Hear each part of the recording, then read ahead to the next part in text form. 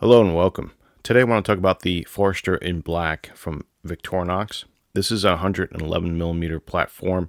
The weight's going to be 128 grams. There's about 12 functions with this multi-tool. The dimensions are going to be 3.58 inches by 1.02 inches by 0.67 inches. Here we have the Forester in black, and we'll start with the scale tools here. We only have two scale tools. We have our typical toothpick tool here, and we also have our tweezers in the scale here. On the back side, we have the corkscrew. There's no pin in the scale here, and there's no micro driver that goes into this corkscrew, although we probably could fit a micro driver in there. And we also have our awl with no sewing eyelet in it. So on this side, we have our main view of the main blade, which locks and is a very thick and long flat grind with a very sharp edge. And we have our tang stamp there. And we push this down to unlock it. And it has a stopping position here, almost 90 degrees, which is sort of a safety feature from cutting your finger if the blade falls down, which is fairly nice. And then we have the saw. And this saw is a nice, decent saw. It's long. It's got a nice amount of range, good teeth, very sharp teeth, in fact. I've used this a couple of times on trail maintenance. I've had this for about a month now, and it works fantastic. And we do have a couple other tools here. We have our typical can opener, slotted screwdriver combo, and I also use this as a box opener with the sharpened edge here. If you angle it right, you can open a box decently.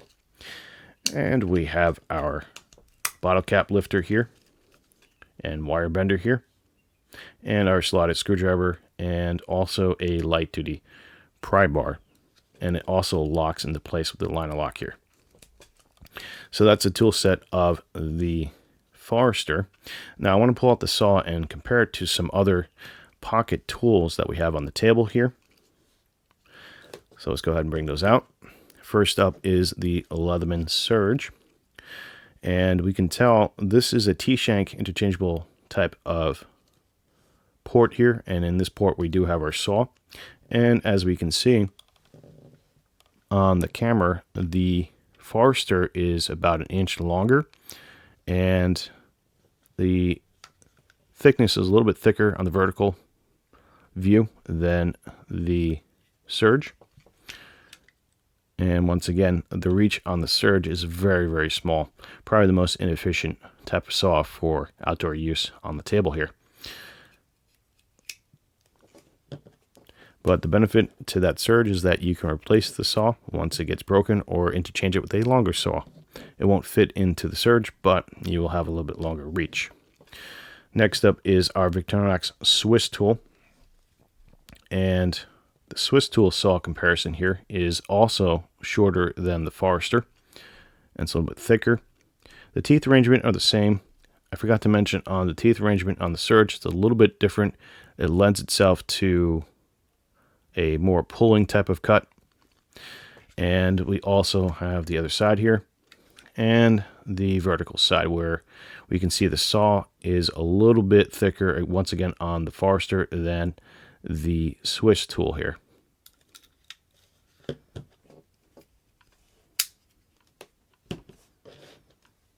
Next up is the Huntsman, which does not lock.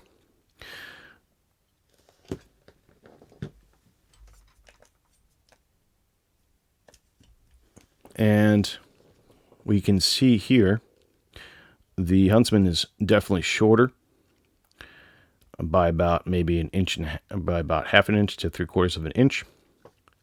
The teeth arrangement are still similar. On the vertical view, we can see that it is still thicker on the Forester, thinner on the Huntsman.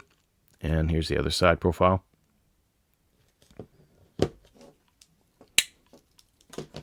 Next up is our Leatherman Sidekick, which is probably one of the smallest saws on the table here for a hand tool.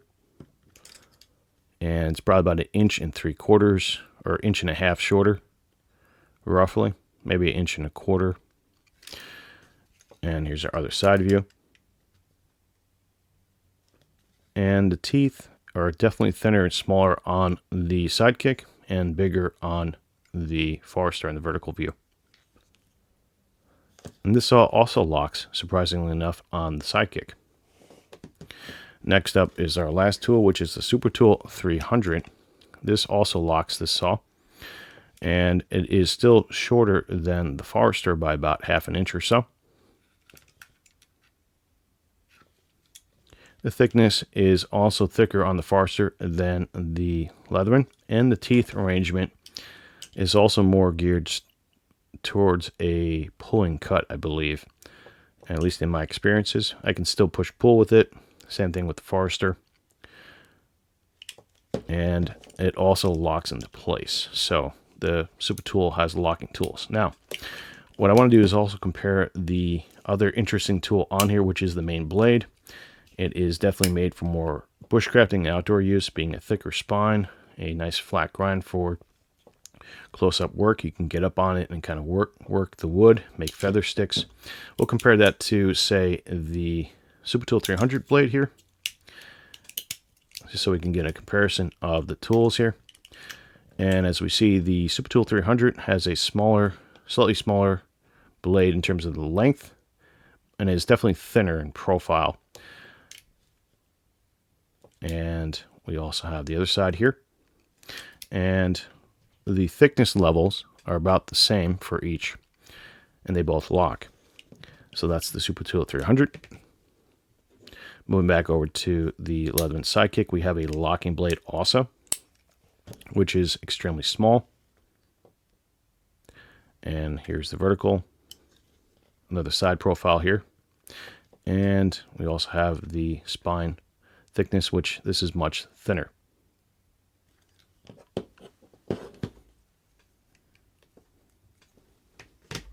Next up is our Victorinox Huntsman, which does not lock, and we'll only compare the main blades here. Obviously much shorter for the 91mm platform, and also thinner as well on the spine, and the other side profile view, and then top view here. Next up is our Leatherman Surge. And once again, the Surge blade is almost the same length, but it's not as thick, and it does have a finger cut out for it, whereas this has a nail nick, so it's more solid steel going through it. Let's look at the edge, and then the other side here. And then finally the spine, which thicknesses are, by eye appearance, is about the same.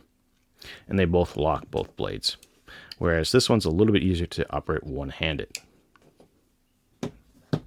And finally, last but not least, we have our Swiss tool with its locking blade.